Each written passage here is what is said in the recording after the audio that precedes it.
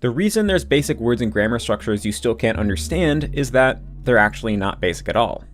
You see, in every language, there's a subset of words and grammatical structures that are extremely hard to grasp despite being some of the most common elements of the language.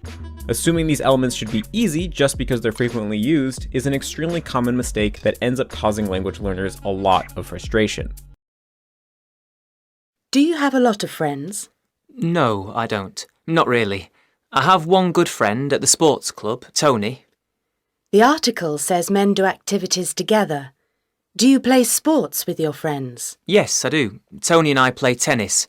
Sometimes we watch the football together, but that's always at the sports club. Do you talk about personal things, feelings with your friends? No, I don't. We don't talk a lot. If we do, we talk about sports.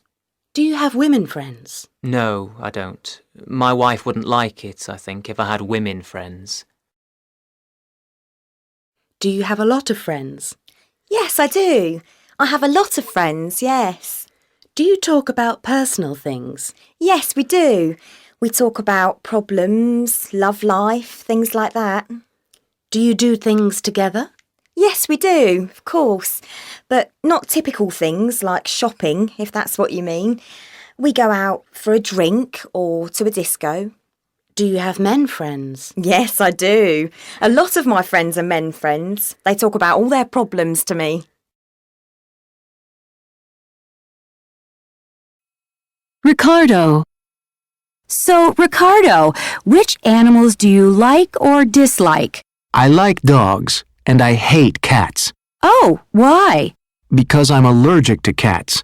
Oh, I see. But I'm interested in wild birds. In fact, I'm writing a book on South American eagles. I find the black-chested buzzard eagle particularly fascinating. Gosh, are there any animals you're afraid of? Yes, bulls. I once went camping in the south of Argentina. When I put the tent up, there weren't any animals in the field, but when I woke up, I could see this shadow outside the tent.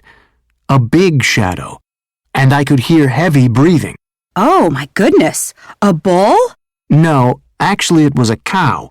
A very big cow. But I thought it was a bull.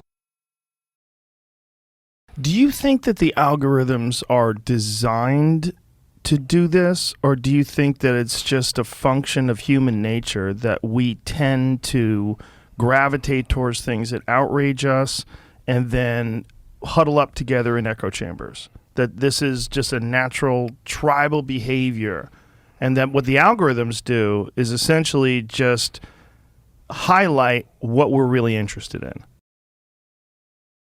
Hi there, Steve Coffin here, and today I want to talk about how to become a polyglot. Now remember, if you enjoy these videos, please subscribe, click on the bell for notifications. If you follow me on a podcast service, please leave a review, I do appreciate it. So, how do we become polyglots?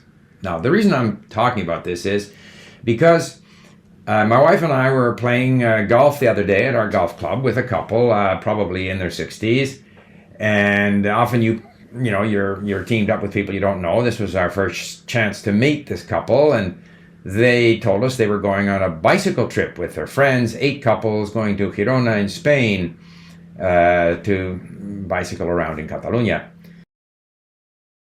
Tired? We all know the feeling. Irritable, groggy, and exceptionally lazy. Chances are you didn't sleep enough last night, or the past few nights. But what exactly is enough sleep? And more importantly, can you ever catch up on it? While the very function of sleep is still debated by scientists, we do know that it's necessary to function efficiently and productively.